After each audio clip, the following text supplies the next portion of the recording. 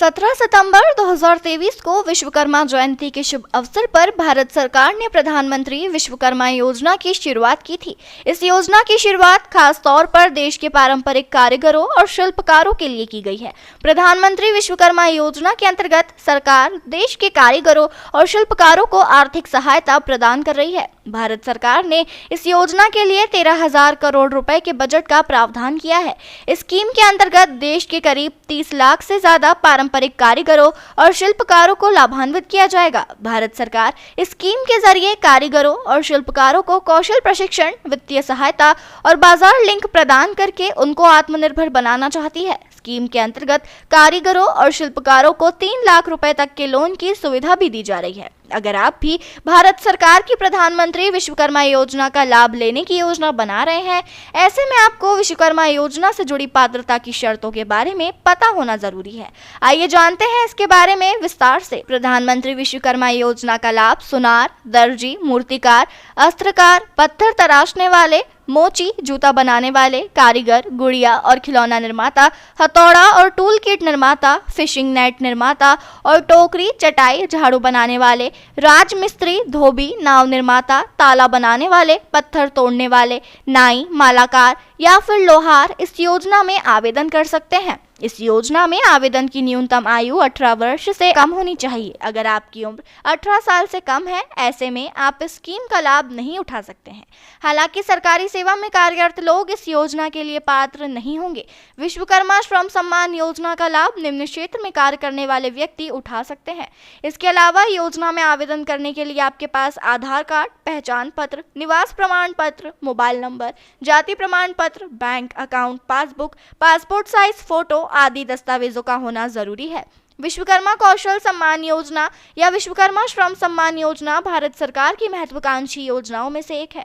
इस योजना के लिए 13,000 करोड़ रुपए का आवंटन किया है। पीएम विश्वकर्मा योजना के तहत आने वाले कारीगरों, शिल्पकारों आदि को पीएम विश्वकर्मा सर्टिफिकेट और आईडी कार्ड प्रदान किया जाएगा। इस योजना के तहत रजिस्ट्रेशन करने वाले लोगों को न सिर्फ ट्रेनिंग दी जाएगी, बल्कि वे कम ब्याज दर पर लोन भी ले सकेंगे। ट्रेनिंग खत्म होने पर औजार खरीदने के लिए 15,000 रुपए दिए जाएंगे। इसके अलावा 5% के ब्याज पर पहले 1 लाख रुपए मिलेंगे, फिर जरूरत पड़ने पर दूसरी किश्त में 2 लाख रुपए का लोन दिया जाएगा। ऊपर बताए गए 18 पारंपरिक व्यवसायों में से किसी एक क्षेत्र में कार्य करने वाले भी इस योजना के लिए आवेदन कर सकते हैं। रजिस्ट्रेशन के दौरान आवेदक की आयु 18 वर्ष होनी चाहिए। आवेदक ने पिछले 5 साल के दौरान स्वरोजगार या बिजनेस डेवलपमेंट के लिए केंद्रीय राज्य आधारित सम्मान योजनाओं जैसे कि पीएम स्वनिधि, पीएमईजीपी, मुद्रा के तहत लोन न लिया हो। अगर आवेदक ने मुद्रा और स्वनिधि का अपना लोन पूरी तरह से चुका दिया है, वे पीएम विश्वकर्मा के तहत लोन के लिए आवेदन कर सकते हैं। लोन अप्रूवल की तारीख से अवधि कैलकुलेट की जाएगी। किसी भी सरकारी सेवा, केंद्र या राज्य में कार्यरत आवेदक और उसके परिवार के सदस्य, पति या पत्नी और उनके अविवाहित बच्चे इस योजना के लिए योग्य नहीं है। इस योजना के लिए रजिस्ट्रेशन और लाभ परिवार के केवल एक सदस्य तक को ही मिलेगा। आज विश्वकर्मा जयंती है। सृष्टि की शिल्पी भगवान विश्वकर्मा और नए भारत के शिल्पी देश के यशस्वी प्रधानमंत्री आदरणीय श्री नरेंद्र मोदी जी एक महज संजोग नहीं, बल्कि देव योग से एक ही तिथि दोनों के साथ आकर के जुड़ती है। मैं इस अवसर पर पूरे प्रदेशवासियों को विश्वकर्मा जयंती की हृदय से बधाई देता हूं और देश के यशस्वी प्रधानमंत्री जी को उनके पावन जन्मदिन पर प्रदेशवासियों की ओर से हृदय से बधाई देता हूं। उनके स्वस्थ और दीर्घ जीवन के लिए शुभकामनाएं भी देता हूं। भाइयों बहनों, पिछले 9 - 9.5 वर्ष के अंदर हम सब ने बदलते हुए भारत को देखा है। एक ऐसा भारत जो 140 करोड़ लोगों की आशा और आकांक्षाओं का प्रतीक बनकर के दुनिया की एक महाशक्ति के रूप में उभर रहा है। जो भारत दुनिया के लिए और संपूर्ण मानवता के लिए आशा की एक नई किरण है। G20 के अभी हाल ही में संपन्न हुए समिट के माध्यम से वैश्विक स्तर पर भारत की ताकत का एहसास पूरी दुनिया ने किया है। ये प्रधानमंत्री जी का यशस्वी नेतृत्व है, जिसका लोहा आज पूरी दुनिया मान रही है। आज जब प्रधानमंत्री जी के पावन जन्मदिन के अवसर पर हम सब एकत्र हुए हैं, अपनी शुभेच्छा और अपनी शुभकामना उनके प्रति हम सब व्यक्त कर रहे हैं। इस अवसर पर भारत के हस्तशिल्पी और कारीगरों के लिए प्रधानमंत्री मोदी जी एक नई योजना को शुभारंभ करने जा रहे हैं। आप देख रहे होंगे टेलीविजन के माध्यम से सामने की स्क्रीन में भी कि एक एक स्टॉल पर जाकर के उन हस्तशिल्पी और कारीगरों को प्रोत्साहन देना, उनके मनोबल को बढ़ाना और उनके माध्यम से एक आत्मनिर्भर भारत की परिकल्पना को एक नई ऊंचाई तक पहुंचाने का कार्य प्रधानमंत्री जी के द्वारा आज पीएम विश्वकर्मा योजना के माध्यम से कुछ ही देर में होने जा रहा है। इस अवसर पर प्रदेश की राजधानी लखनऊ में जो एक कार्यक्रम आज आयोजित हो रहा है, इस अवसर पर देश के लोकप्रिय रक्षा मंत्री माननीय श्री राजनाथ सिंह जी की उपस्थिति हम सबके सामने हुई है। वे लखनऊ के लोकप्रिय सांसद भी हैं। लखनऊ की विकास को सदैव अटल जी की भावनाओं के अनुरूप देश की सबसे बड़ी आबादी की राज्य की राजधानी के रूप में प्रस्तुत करने का जो अद्भुत कार्य उन्होंने अपने चमत्कारिक व्यक्तित्व और कृतित्व से किया है, इसके लिए लखनऊ वासियों की ओर से उनके प्रति आभार व्यक्त करते हुए मैं इस अवसर पर उनका हृदय से स्वागत करता हूं, अभिनंदन करता हूं। भाइयों बहनों, हम सब नए भारत के शिल्पी प्रधानमंत्री जी के जन्मदिन पर इस नई स्कीम, जिसमें भारत की परंपरागत हस्तशिल्प और कारीगरी छिपी हुई है, उस हुनर को एक नया मंच मिलने जा रहा है। इसके लिए सरकार ने अनेक कार्यक्रम तय किए हैं। 18 वर्ष से ऊपर का कोई भी ऐसा हस्तशिल्पी जो परंपरागत रूप से इस कार्यक्रम के साथ जुड़ा हुआ है, इसके लिए पात्रता की श्रेणी में होगा। वह 5% से कम ब्याज दर पर लोन की सुविधा से आच्छादित होगा। पहले चरण में 1 लाख, दूसरे चरण में 2 लाख, बशर्ते उस परिवार का कोई सदस्य सरकारी सेवा में न हो। एक बड़ी स्कीम है। ट्रेनिंग के दौरान 500 रुपये प्रतिदिन का मानदेय और उसके उपरांत 15,000 रुपये टूल किट की सुविधा भी उस हस्तशिल्पी और कारीगरी को उपलब्ध करवाना, यह अपने आप में एक नई स्कीम है। गांव की परंपरागत हस्तशिल्पी और कारीगरी के लिए जो कभी बढ़ई के रूप में, राजमिस्त्री के रूप में, हलवाई के रूप में, चर्मकार के रूप में, स्वर्णकार के रूप में गांव देहात के अलग अलग क्षेत्रों में जाकर के अपनी कला का प्रदर्शन करने का प्रयास करता था, आज नई टेक्नोलॉजी और नई डिजाइन के साथ उसको जोड़ने के एक नए कार्यक्रम का शुभारंभ प्रधानमंत्री जी के द्वारा हो रहा है।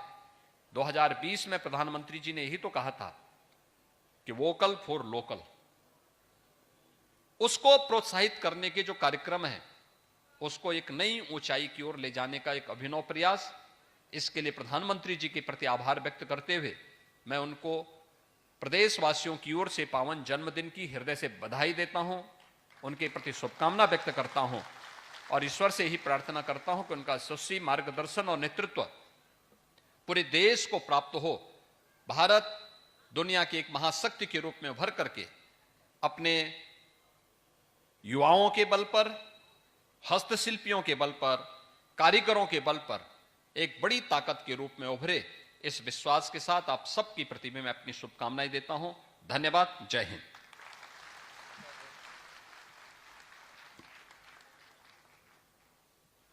बहुत बहुत धन्यवाद माननीय, आपके प्रेरणादायी उद्बोधन के लिए मैं चाहूंगी कि एक बार जोरदार तालियां बजा दी जाएं। हमारे बीच मंचासीन है माननीय मुख्य अतिथि के रूप में हमारे लोकप्रिय सांसद तथा पूरे भारतवर्ष के जनमानस की रक्षा को संकल्पित माननीय रक्षा मंत्री जी। मैं बहुत ही आदर के साथ आपसे अनुरोध करूंगी कि कृपया अपने आशीर्वचनों से हमारा मार्गदर्शन करें।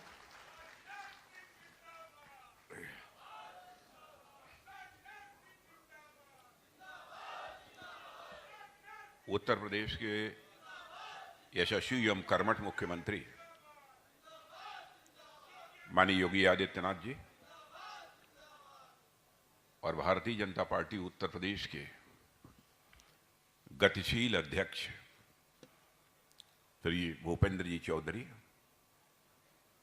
उत्तर प्रदेश सरकार के वरिष्ठ मंत्री श्रीमान सुरेश खन्ना जी, लोकप्रिय सांसद श्री अशोक वाजपेयी जी, यहाँ की महापौर श्रीमती सुषमा खरकवाल जी, पूर्व मंत्री श्री महेंद्र सिंह जी, विधान परिषद सदस्य श्री मुकेश शर्मा, श्री मोहसिन रजा जी, विधायक श्री रामचंद्र जी प्रधान, श्री लालजी निर्मल जी, डॉक्टर नीरज जी बोरा विधायक, श्री योगेश शुक्ला जी विधायक, श्रीमती जया देवी विधायक, श्री अमरेश कुमार जी विधायक, श्रीमती प्रियंका रावत, श्री विजय बहादुर पाठक, श्री कमलेश मिश्र और महानगर के अध्यक्ष श्री आनंद द्विवेदी।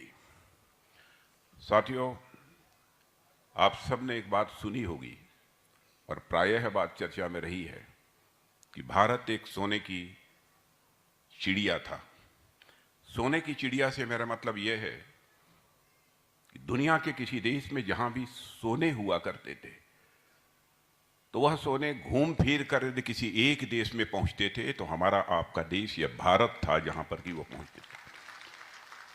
और साथियों, इसलिए ऐसा होता था क्योंकि एक देश के रूप में हम इतने आत्मनिर्भर थे कि हम अपनी आवश्यकताओं को तो पूरा करते ही थे, लेकिन दुनिया के अन्य देशों के भी आवश्यकताओं को पूरा करने का काम प्राचीन काल में भी कोई देश करता था। उस देश का नाम है भारत।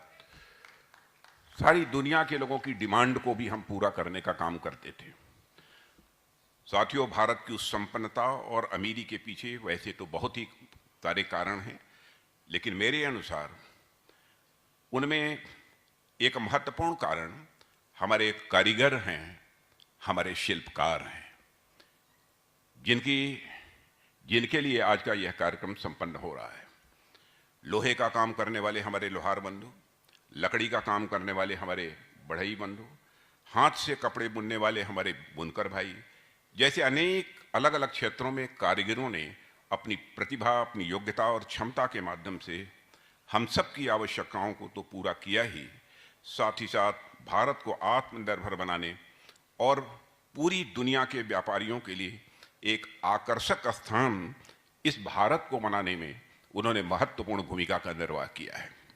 आप सभी कारीगर जो यहाँ मौजूद हैं, शिल्पकार, कामगार बंधु, इन सभी के पूर्वजों ने ही भारत को सोने की चिड़िया बनाया था। लेकिन साथियों, आज़ादी के बाद का एक ऐसा समय, एक ऐसा दौर आया जब हमारे कामगारों और कारीगरों को भारत की विकास यात्रा में जो महत्व दिया जाना चाहिए वह महत्व नहीं दिया गया, और उस महत्व के वो हकदार थे, फिर भी उनको वह महत्व नहीं दिया गया। आप यदि आज़ादी के तुरंत बाद देखें तो पहले की सरकारों ने भारत के छोटे उद्योगों से ध्यान हटाकर बड़े उद्योगों पर ध्यान देने की कोशिश की, लेकिन वास्तविकता यही रही कि असल में वह बड़े उद्योगों पर भी ध्यान नहीं दे पाए। यदि वह बड़े उद्योगों पर ध्यान देते तो भारत में बहुत पहले ही औद्योगिक क्रांति आ गई होती और हमारे उद्योग बहुत विकसित हो चुके होते। लेकिन उनकी उस सोच का परिणाम था कि भारत के बड़े उद्योगपति जितना विकसित होना चाहिए उतना तो विकसित नहीं हो पाए, साथ ही साथ भारत के जो छोटे उद्योग थे वह भी बुरी तरह से प्रभावित हुए, और यदि मैं कहूँ कि काफ़ी हद तक वह नष्ट हो गए तो यह भी कहना अतिशयोक्तिपूर्ण नहीं होगा। इस कारण जो आप जैसे भारत के छोटे उद्यमी थे उनका भी बहुत बड़ा नुकसान हुआ। जो भारत अपने हस्तशिल्पों की वजह से जाना जाता था, जो भारत अपने कारीगरों की वजह से जाना जाता था और जो भारत अपने बुनकरों की वजह से जाना जाता था, उस भारत में हमारे इन कामगार बंधुओं को भारत का अतीत कहा जाने लगा कि अब ये लोग बीती बातें हो गई हैं इन लोगों की। ऐसा कहा जाने लगा कि आप लोग तो बहुत पुराने हो गए, आपकी परंपरा भी अब बहुत पुरानी हो गई है। अब यदि आपने किसी तरह से सामान बना भी लिया तो वह ग्लोबल मार्केट में और देश दुनिया के मार्केट में उस तरीके से नहीं बिकेंगे जिस तरीके से बिकना चाहिए। कुल मिलाकर मेरे कहने का मतलब यह है मेरे बहनों भाइयों कि पर्याप्त ध्यान देने की न देने की वजह से भारत के आप जैसे परंपरागत श्रमिकों की यह जो स्वर्णिम प्रतिभा थी वह धीरे धीरे समाप्त होने लगी। पहले की सरकारों द्वारा आप जैसे कारीगरों की क्षमता पर अविश्वास किया गया और आपके आत्मसम्मान पर भी मैं मानता हूं कि बहुत गहरी चोट पहुंचाई गई। इसमें आप लोगों की जो आर्थिक दुर्दशा हुई वह तो अलग की बात है, लेकिन 2014 में जब हमें आप सबका आशीर्वाद हुआ, प्रधानमंत्री मोदी जी जब भारत के प्रधानमंत्री बने, तो हम सभी ने सरकार में आने के साथ ही यह सुनिश्चित किया कि हम भारत की इस महान विरासत और भारत की इस महान परंपरा को समृद्ध बनाने की दिशा में जिस हद तक हमको काम करना होगा हम काम करेंगे। हम इसको पुनर्जीवित करेंगे।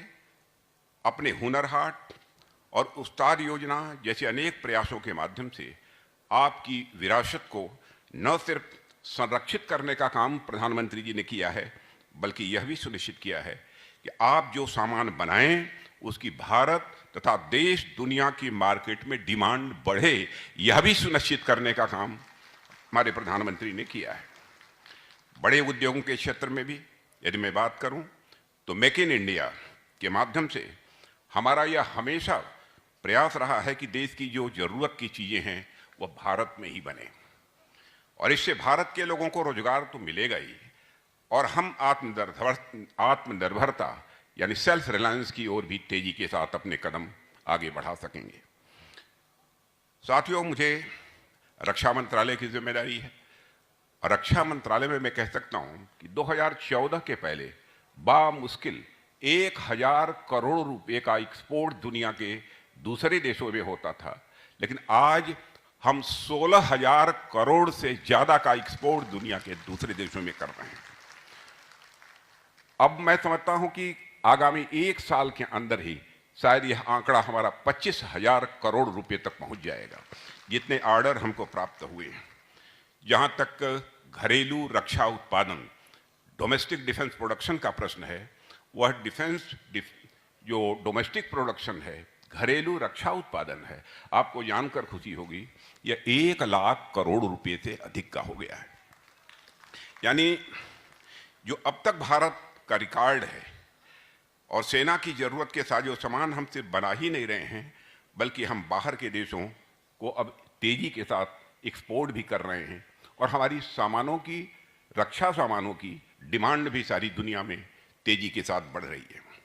और डिफेंस एक्सपोर्ट के क्षेत्र में मैं यह कहूं कि हम लोगों ने एक उल्लेखनीय कामयाबी हासिल की है और दुनिया के देशों ने भी इसकी सराहना की है, तो यह कहना भी अतिशयोक्तिपूर्ण नहीं होगा। साथियों, आप सबने रहीम का एक दोहा तो निश्चित रूप से सुना होगा कि रहीमन देखि बड़ेन को लघुन दीजिए डारी, जहां काम आवे सुई कहां करे तलवार। मतलब हर चीज का एक अपना महत्व होता है। यदि आपके पास कोई बड़ी और महंगी वस्तु आ गई तो इसका मतलब यह नहीं है कि आपके पास जो पहले से छोटी वस्तु थी उसका महत्व कम हो गया। हर वस्तु का एक अपना महत्व होता है। जहां सुई काम आ सकती है, वहां तलवार काम किसी भी सूरत में नहीं आएगी। ठीक इसी प्रकार भारी उद्योगों का भी एक अपना महत्व होता है। वह भी देश के विकास में एक बहुत ही महत्वपूर्ण भूमिका का निर्वाह करते हैं, लेकिन हमारे आप जैसे भाइयों का जो सूक्ष्म उद्योग धंधा है उस पर ध्यान न देकर देश कभी आगे नहीं बढ़ सकता है। यह हमारे प्रधानमंत्री की सोच है, हमारी सरकार की सोच है। इसलिए हमने सरकार में आने के बाद ही बड़े उद्योग धंधों के साथ साथ छोटे उद्योग धंधों की तरफ भी एक विशेष ध्यान दिया है और दोनों के ही विकास के लिए काम किया है। हम सभी ने उन परंपरागत उद्योगों तथा सूक्ष्म उद्योगों के विकास के लिए काम करते हुए यह भी सुनिश्चित किया कि इन्हें अब भारत के अतीत के रूप में नहीं बल्कि भारत के भविष्य के रूप में इन्हें देखा जाएगा। और हमारे प्रधानमंत्री जी और हमारी सरकार का भी यह दृढ़ निश्चय है कि पहले की सरकारों ने जो गलती की सो की, वर्तमान में हम भारत के अपने कामगारों, कारीगरों, शिल्पकारों और पारंपरिक श्रमिकों के विकास के लिए काम करेंगे और आप सबको इतना मजबूत बनाएंगे कि आपके बल पर ही भारत आगे बढ़ेगा। यह हम लोगों का संकल्प है। साथियों, आप सबका अतीत जो गुजर गया, आप सबके भविष्य का अतीत बेहद गौरवशाली रहा है। जैसा कि मैंने अभी जिक्र किया कि आपके ही पूर्वज थे जिन्होंने भारत को सोने की चिड़िया बनाया था, तो यहां यह सोचने की बात है कि आखिर जो समाज कभी इतना वैभवशाली था, इतना समृद्ध हुआ करता था, जिसके कारण पूरा देश ही सोने की चिड़िया के रूप में जाना जाता था, उस समाज की प्रतिभा इतनी तेजी से लुप्त होने के कगार पर कैसे पहुंच गई है, यह एक विचारणीय विषय है। साथियों, वैसे तो इसके अनेक कारण हैं, लेकिन जो कुछ कारण मैं समझता हूं उस पर मैं आपसे यहां चर्चा करना चाहूंगा। मेरी समझ में इसके कुछ कारण तो ये हैं कि आपसे आपका सम्मान छीना गया, आपके काम को कम करके आंका गया। भगवान विश्वकर्मा के प्रतिनिधियों को भगवान विश्वकर्मा के ही देश में पिछली सरकारों द्वारा ऐसा महसूस कराने का गलत प्रयास किया गया कि आप छोटे काम कर रहे हैं। इसके अतिरिक्त भी सबसे बड़ी बात यह थी कि आपके काम को उद्योग धंधों के लायक समझा ही नहीं गया और इस बात की ओर विचार ही नहीं किया गया कि आप लोग भी उद्योग धंधे खोल सकते हैं। आप लोग भी यदि आप लोगों को शायद यदि उचित सहायता प्रदान की जाए तो आप लोग भी भारत के आर्थिक विकास में एक बहुत बड़ा योगदान दे सकते हैं। यह हमारी सरकार का पक्का विश्वास है। आप लोगों को बैंकिंग व्यवस्था से भी अलग रखा गया और ऐसे ही कुछ कारण थे जिन्होंने हमारे कारीगरों की विरासत को बहुत नुकसान पहुंचाया। लेकिन साथियों, 2014 में जब आप सभी का आशीर्वाद हम लोगों को प्राप्त हुआ और मोदी जी भारत के प्रधानमंत्री बने, तब से हम लोगों ने पहला काम किया कि आप लोगों को भारत की बैंकिंग व्यवस्था के साथ जोड़ दिया जाए। आप लोगों को जानकारी होगी, झोपड़ी में भी जो लोग उस समय रहते थे उनका भी बैंकों में अकाउंट खोलने का काम आजाद भारत के इतिहास में पहली बार यदि किसी ने किया है तो हमारे प्रधानमंत्री मोदी जी ने किया है। और हमने जब जनधन योजना के माध्यम से गरीबों के बैंकों में खाते खुलवाए तो हमारा यह कहकर मजाक उड़ाया गया कि इन खातों में 58, 54 और 1 रुपया जमा होगा। यहां तक कहा गया कि गरीबों के यह खाते बैंक के सिस्टम पर एक प्रकार से बोझ बन जाएंगे। लेकिन आपने देखा कि ऐसा नहीं हुआ। मैं आपको आंकड़ा देना चाहता हूं कि जनधन योजना का लाभ गरीबों तक पहुंचा और उन्होंने भी इसका लाभ उठाया है। आंकड़े यह बताते हैं कि 5 करोड़ से अधिक जनधन खातों में आज 2 लाख करोड़ रुपए से ज्यादा अधिक जमा हो गए हैं और पैसे आपके हैं। और जिन जनधन खातों का मजाक उड़ाया गया, आज उन्हें जनधन खातों से आपको गैस की सब्सिडी मिलती है, आपको मनरेगा की मजदूरी भी मिलती है और उसी जनधन खाते के माध्यम से प्रधानमंत्री विश्वकर्मा योजना ने भी विश्वकर्मा योजना जो जिसका शुभारंभ आज प्रधानमंत्री जी कर रहे हैं, उससे आप सबको सहायता भी प्राप्त होगी। साथियों, इसके अलावा हमने पीएम विश्वकर्मा योजना के माध्यम से आपको पहचान पत्र देने की भी एक पहल की है और प्रधानमंत्री जी ने बहुत सोच समझकर यह पहल की है। समाज में आपकी एक पहचान बने, इस दृष्टि से जैसा कि मैंने अभी आपसे जिक्र किया कि हमारे जो कारीगर हैं, हमारे जो कामगार बंधु हैं, उनकी स्थिति खराब होने के सबसे बड़े कारणों में से एक कारण यह था कि पुरानी सरकारों द्वारा उनकी पहचान उनसे लगातार छीनी गई। आपके काम को महत्व नहीं दिया गया, ऐसा बताया गया कि एक छोटा काम कर रहे हैं। लेकिन अब हम यह सुनिश्चित कर रहे हैं आगे ऐसा किसी भी सूरत में न होने पाए। जब बड़े बड़े अधिकारियों के पास पहचान पत्र हो सकता है, डॉक्टर इंजीनियर के पास अपना पहचान पत्र हो सकता है, तो आप सभी श्रमिकों, कारीगरों और कामगार बंधुओं के पास पहचान पत्र क्यों नहीं हो सकता? यह बात हम लोगों की समझ के परे है।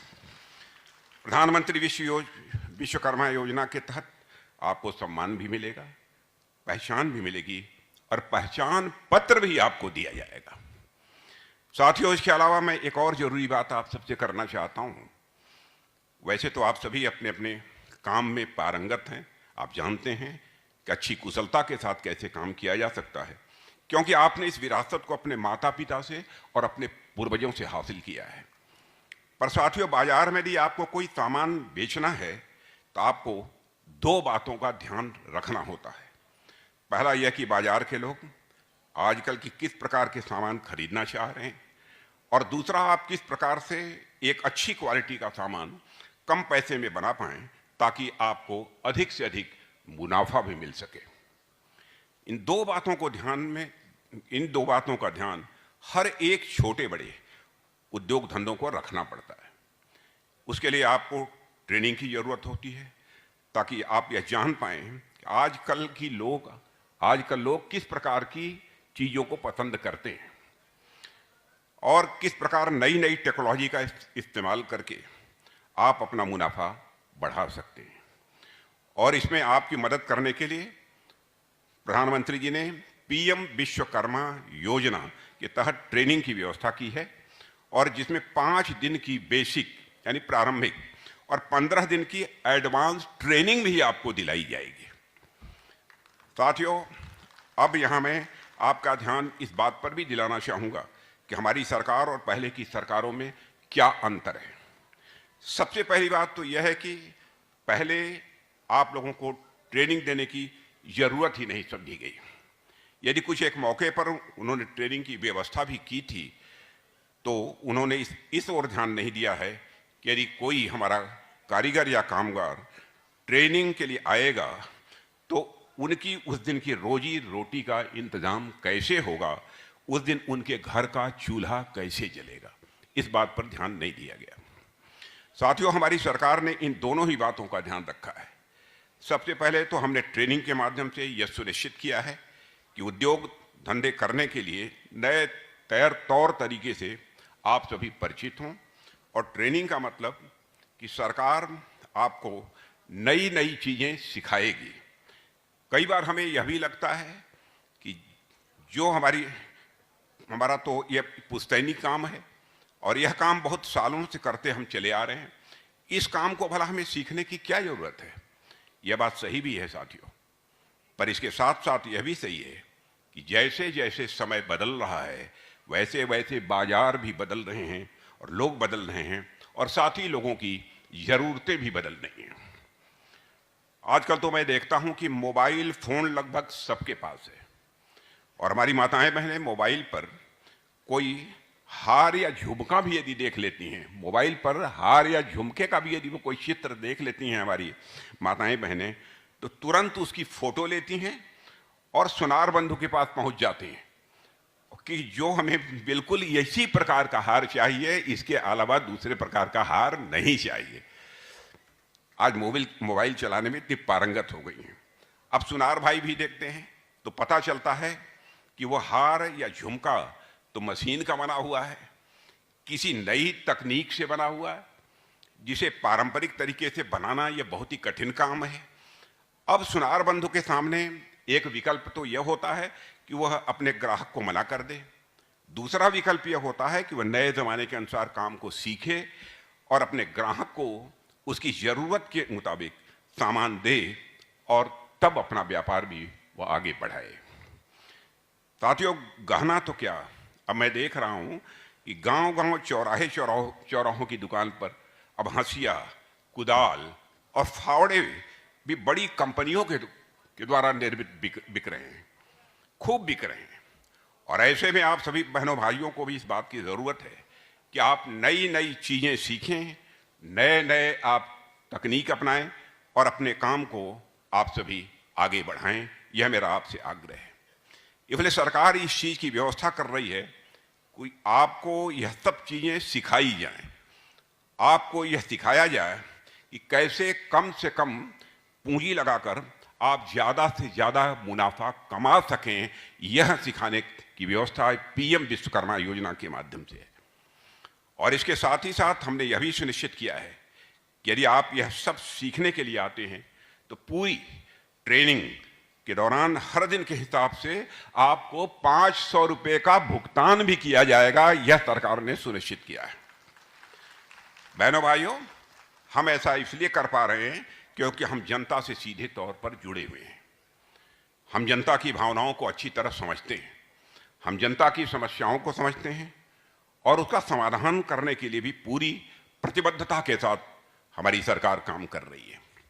साथियों, इस योजना में हमने यह भी प्राविधान किया है कि यदि हमारे कारीगर और कामगार बंधु अपने काम धाम को फैलाना चाहते हैं या फिर अपने पारंपरिक श्रम से संबंधित कोई नया व्यवसाय वह शुरू करना चाहते हैं तो उनके लिए बैंक से 9 के बराबर ब्याज पर 1 लाख रुपए तक का ऋण भी प्राप्त हो जाए, यह भी व्यवस्था करने जा रहे हैं। इतना ही नहीं, अगर इस लोन से आपका बिजनेस अच्छा चल गया और 18 महीने बाद आपको यदि जरूरत पड़ी तो उस लोन को 2 लाख रुपए तक बढ़ाने का फैसला हमारी सरकार ने किया है। साथियों, इस लोन की, इस ऋण की सबसे बड़ी विशेषता यह है कि यह कर्ज आपको सालाना 5% तक के बेहद मामूली ब्याज दर पर मिलेगा, जो कि लगभग 9 के बराबर है। अगर आपको 10-15 साल पहले का वक्त याद हो तो जब आप बाजार में किसी से कर्ज लेने जाते थे तो वहां पर आपको महीने के 5% यानी लगभग 60 से लेकर 70% के प्रति वर्ष के ब्याज से आपको लोन की, कर्ज की अदायगी करनी पड़ती थी। लेकिन हमने अपने बैंकिंग सिस्टम से जोड़कर यह प्रयास किया है कि आपको केवल 5% ब्याज दर तक, मामूली सालाना ब्याज दर पर आपके लिए, आपके व्यवसाय के लिए यह कर्ज प्राप्त हो सके। साथियों, हमारी सरकार वैसी सरकार नहीं है, और मैं विश्वास के साथ कहना चाहता हूं, जिसमें अपने दोस्तों और संबंधियों की बड़ी मात्रा में बैंक से लोन दिलवाया जाता है।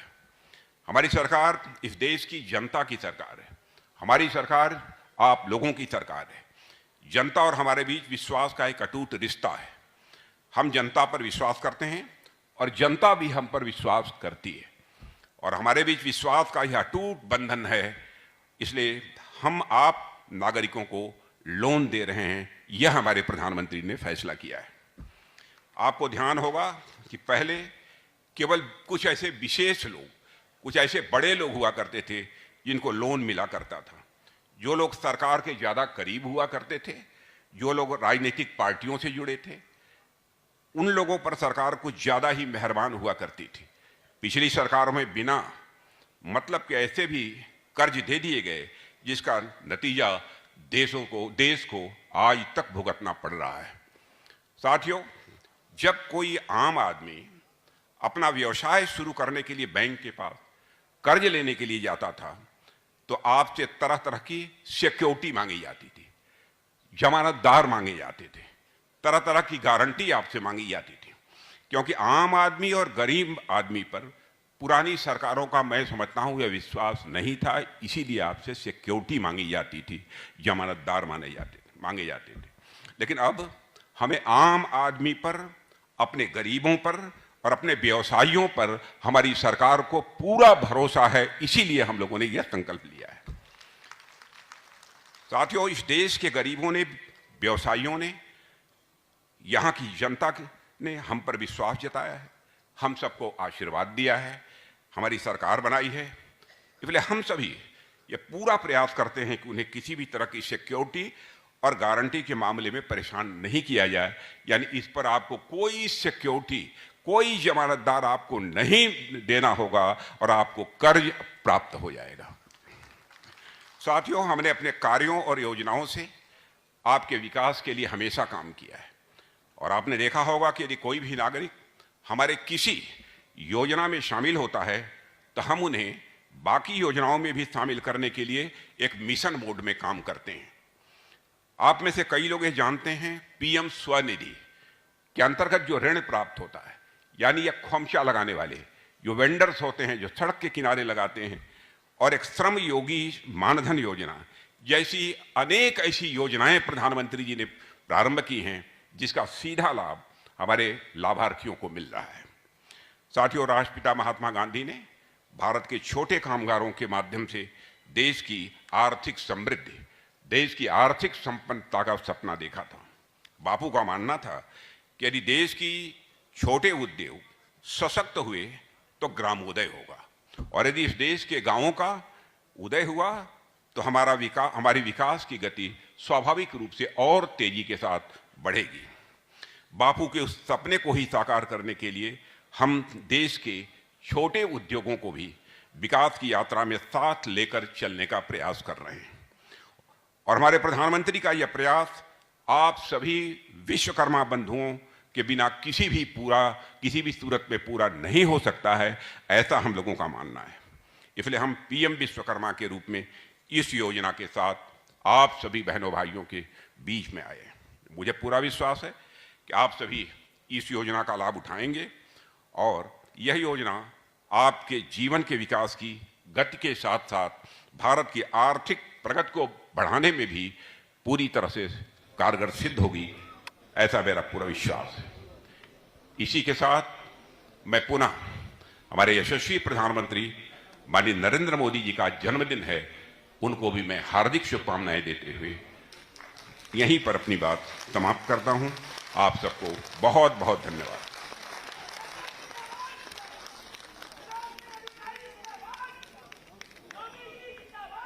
बहुत बहुत धन्यवाद, आभार माननीय, आपके प्रेरणादायी और ऊर्जा से लबरेज शब्दों के लिए मैं चाहूंगी कि एक बार जोरदार तालियां माननीय रक्षा मंत्री जी तक प्रेषित करें। प्रणाम स्वरूप आप सबके संज्ञान में डाल दूं कि 12:40 पर माननीय प्रधानमंत्री जी हम सबसे जुड़ेंगे। तब तक आपको इस पीएम विश्वकर्मा योजना को बताती हूं, उसके विषय में, उसकी पात्रता से आपको अवगत कराएं और उसके लाभ। भारतीय अर्थव्यवस्था में